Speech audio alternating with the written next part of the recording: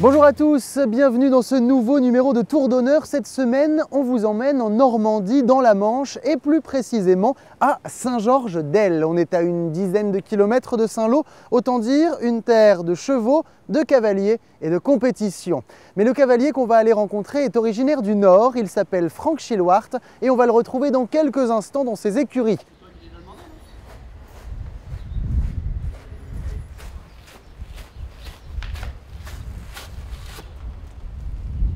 J'ai donc rejoint Frank Schilwart dans ses écuries. Bonjour Frank. Bonjour. Merci de nous recevoir ici en Normandie. On a de la chance, le temps est avec nous aujourd'hui. Voilà, c'est mieux qu'hier.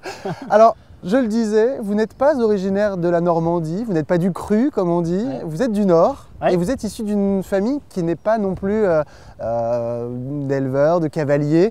Je crois que ça a mis un petit peu de temps à se faire votre histoire avec les chevaux, non? Oui, effectivement, je suis né dans le Nord, à Lille, à côté d'Armentières. Mes parents sont effectivement pas du métier et je suis parti dans cette direction-là avec des parents qui n'étaient absolument pas de la partie. Et alors vous êtes installé ici à Saint-Georges-d'Elle depuis 18 ans maintenant. On est au milieu de tous les concours de jeunes chevaux, des éleveurs et tout ça. J'imagine que vous êtes bien ici. Oui, effectivement, on est là depuis 1994.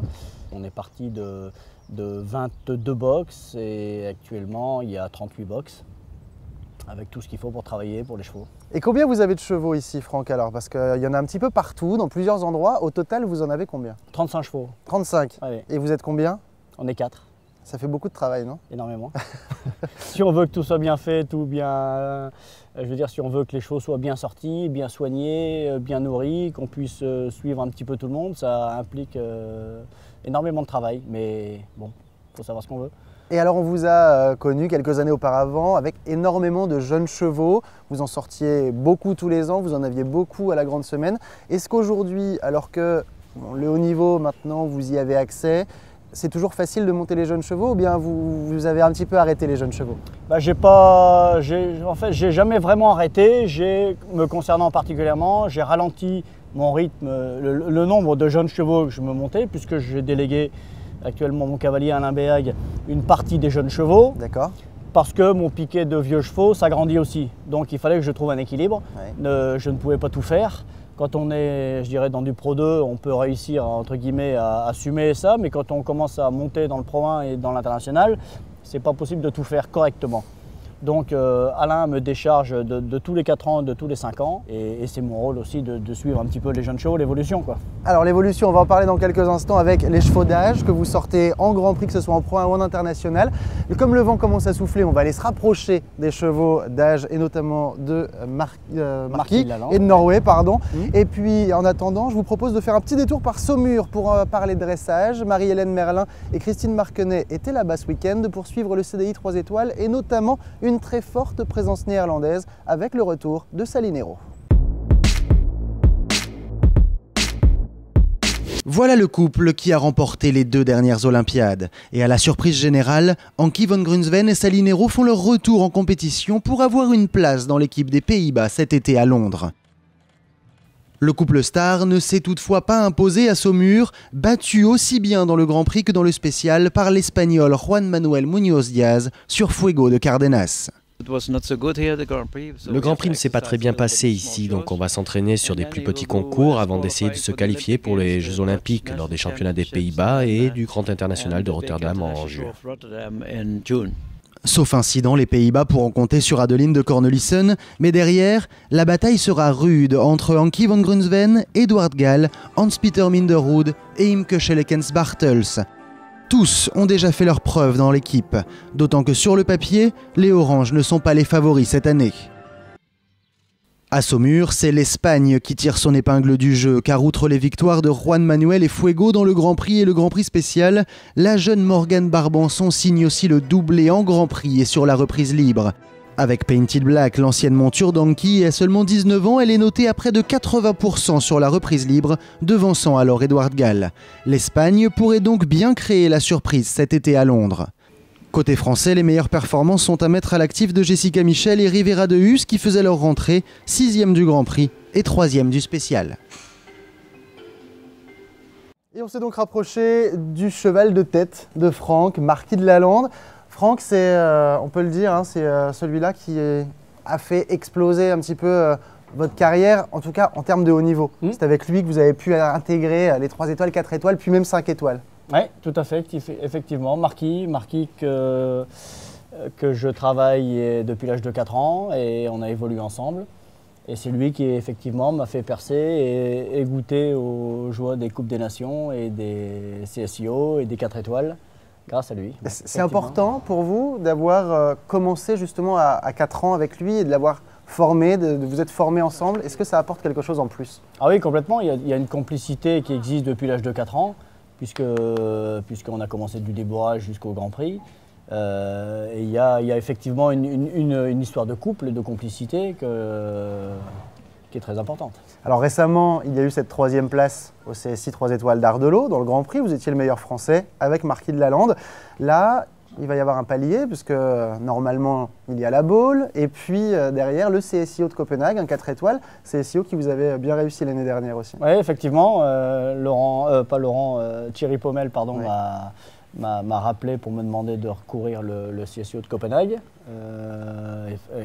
L'an dernier, on était 0 et 4 dans la Coupe des Nations et gagnant du Grand Prix.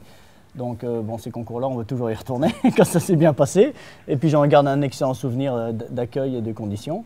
Donc normalement, on est partant pour la Baule et Copenhague.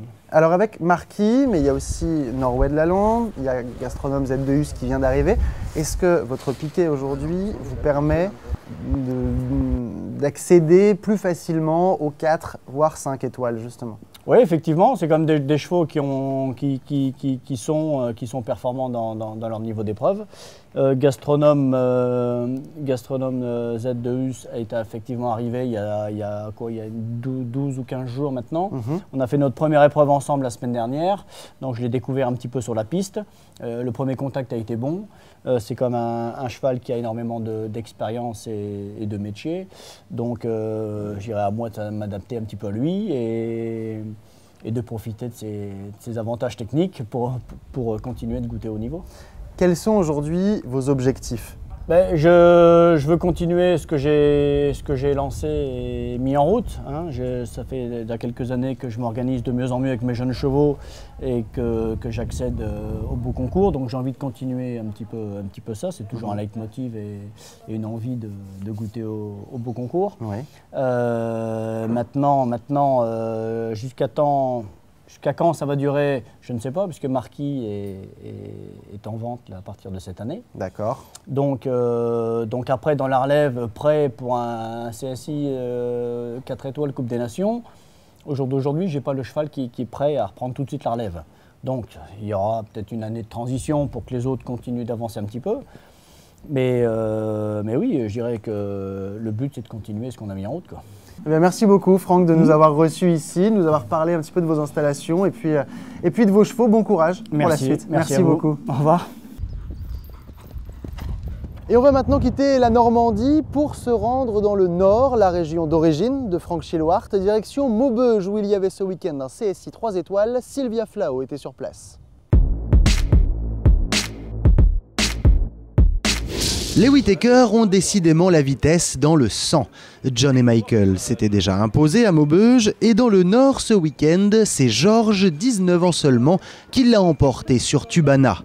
Le jeune Britannique devance d'une demi-seconde Régis Villain et Made in La Chapelle, premier couple à s'être élancé et qui montre aujourd'hui son potentiel. Dans l'idéal, j'aimerais bien faire une ou deux petites Coupes des Nations, même de seconde ligue, pour se faire un petit peu psychologiquement à l'événement. Et puis continuer comme ça cette année dans des bons Grands Prix. Et pour avoir l'année prochaine, si possible, un cheval dur et prêt à affronter vraiment des épreuves importantes et difficiles. À la 3e place, on retrouve le cavalier brésilien Thiago Ribas da Costa, lui aussi double sans faute avec Effect Van de Bichot. Et si Tim Stockdale, Laura Renwick ou encore Nicolas Delmotte étaient présents, le plateau de cette édition 2012 n'était pas des plus relevés.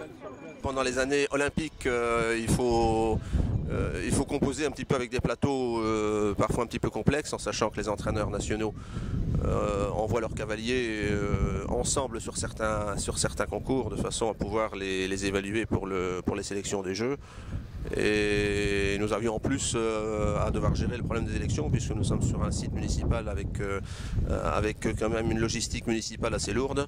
Et donc on ne pouvait en tous les cas pas le faire ni le week-end dernier ni le week-end prochain. Donc il a fallu s'intercaler entre les deux. Face aux 4 étoiles d'Anvers qui accueillaient aussi un 2 étoiles et à d'autres concours, la concurrence des CSI était encore à l'ordre du jour ce week-end.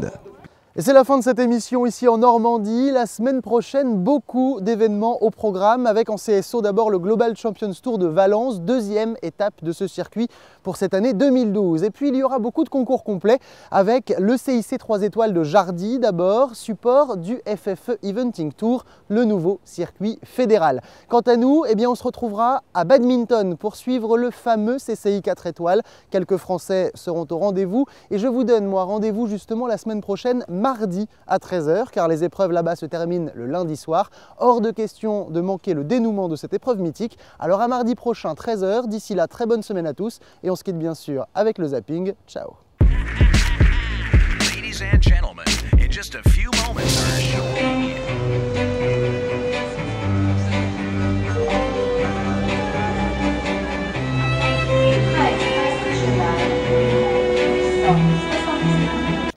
vous venez bien droit là, oui. Redressez-vous un tout petit peu et vous me regardez. Regard panoramique, vous regardez assez loin. S'il vous plaît, vous m'écoutez là? On peut faire de la nage et ainsi tenter de battre des records olympiques. Là pour 1 million d'euros que vous pouvez gagner chaque jour au Quintet Plus. À demain pour une nouvelle émission du